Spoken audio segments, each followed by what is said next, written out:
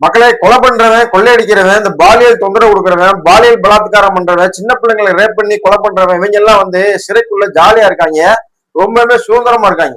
ஆனா இப்ப சமீப காலத்துல லாக்அப் டெத்துகள் வந்து கொஞ்சம் அதிகரிச்ச மாதிரி தெரியுது. ஏன் அப்படின்னா இப்பத்தான் வந்து சபரிவர்மன் அப்படிங்கிற 35 வயதுடைய ஒரு நபர் வந்து குட்கா வழக்குல கைதாராரு. அவர் சாதாரண பெட்டி கடையில வியாபாரம் பார்த்துக்கிட்டு இருந்தவர். அவர் வந்து ஒரு மாற்றுத்திறனாளி அப்படிங்கிறது எல்லாருக்குமே தெரியும். அவரே ஒரு 10 பாக்கெட் வந்துட்டு குட்கா வச்சிருந்தாரு. அந்த மாதிரியான ஒரு வழக்குல, ஒரு சாதாரண வழக்குல கைதாகி உள்ளாக்க போறாரு. உள்ளாக்க போனவரு 19 காயங்களோட கை முறிக்கப்பட்டு, கால் ஒடிக்கப்பட்டு, தலை நெஞ்சு அப்படின்னு 19 இடங்கள்ல கொடூரமான முறையில இறந்து போய் அந்த ஒரு செய்தி இன்னைக்கு வரைக்கும் இப்ப வரைக்கும் அணையாம ஒரு மிகப்பெரிய ஒரு தீயாக எரிஞ்சுக்கிட்டு இருக்கு.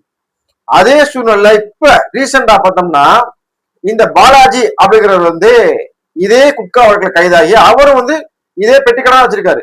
இதே குட்கா வழக்குல கைதாராரு. அப்படி கைதானவர் உடல்நிலை சரியில்லை அப்படின்ட்டு ஸ்டாலின் மருத்துவமனையில அனுமதிக்க போறாரு. அனுமதிக்கப்பட்ட கொஞ்ச நேரத்திலேயே இறந்து போயிட்டாரு அப்படின்னு நியூஸ் வருது. என்ன அப்படின்னா இந்த பாலாஜி அப்படிங்கிறவரு ஒரு பெட்டிக்கடை வச்சு நடத்திட்டு வர்றாரு. இவருக்கு வயசு 42. ஒரு 6வது படிக்கக்கூடிய ஒரு பையன் ஒருத்தர் இருக்கிறான். அவனுக்கு வயசு ஒரு 10 வயசு இருக்கும். அவனுக்கு மனைவி மக்கள் எல்லாருமே இருக்காங்க. இவரு பெட்டிக்கடை நடத்திட்டு வராரு. பெட்டிக்கடை நடத்திட்டு முடிச்சுட்டு வீட்டுல வந்து ரெஸ்ட் எடுத்துட்டு வராரு. கடந்த ஒரு வாரத்துக்கு முன்னாடி இவருக்கு வந்து சுகர் பேஷண்ட் அப்படிங்கிறனால கடந்த ஒரு வாரத்துக்கு முன்னாடி ஹாஸ்பிட்டல்ல வந்து அட்மிட் ஆகி இப்பதான் வந்து அவர் வந்து உடல்நலம் கொஞ்சம் கொஞ்சமா சரியாகி வீட்டுக்கு வந்திருக்காரு. அவரால் சொந்தமா எந்திரிச்சு நடந்து போய் பாத்ரூம் கூட போக முடியாது அப்படின்னு அவங்க மனைவி சொல்றாங்க. இந்த சூழ்நிலையில காவல் நிலையத்துல இருந்து அவர் வீட்டுக்கு வந்த காவல்துறை அவரை வந்து அரெஸ்ட் பண்றாங்க. அரெஸ்ட் பண்ணி ஒரு குறிப்பிட்ட பேரை சொல்லி கேட்கிறாங்க. அவர் கூட்டு போய் வீட்டை காமிக்கிறாரு. அந்த வீட்டுக்குள்ள மூட்டை மூட்டையாக குட்கா இருந்ததாக சொல்லப்படுது. 2 பேருமே ஸ்டேஷன் கூட்டு போயிடுவாங்க. ஸ்டேஷன் கூட்டு போனோம்னா காவல் நிலையத்துல வச்சு இந்த பாலாஜி அப்படிங்கிறவர்கிட்ட 2 பேருமே நீங்க 2 பேருமே வந்து இந்த வழக்குல சம்மந்தப்பட்டிருக்கீங்க அப்படின்னு கையெழுத்து போட்டு கொடுங்க. நீ கையெழுத்து போட்டு கொடுக்கல அப்படின்னா உன்னை அடிச்சு ஸ்டேஷனுக்குள்ளேயே கொன்றுவேன் அப்படின்னு காவல்துறையினர் வந்து மிரட்டினதாக அவங்களுடைய மனைவி வந்து ஒரு திடுக்கிடும் தகவலை கொடுத்துருக்காங்க. இந்த சூழ்நிலையில இவருமே என்ன பண்றாரு அப்படின்னா சரி அப்படின்னு பயந்துகிட்டு கையெழுத்து போட்டு கொடுத்துறாரு.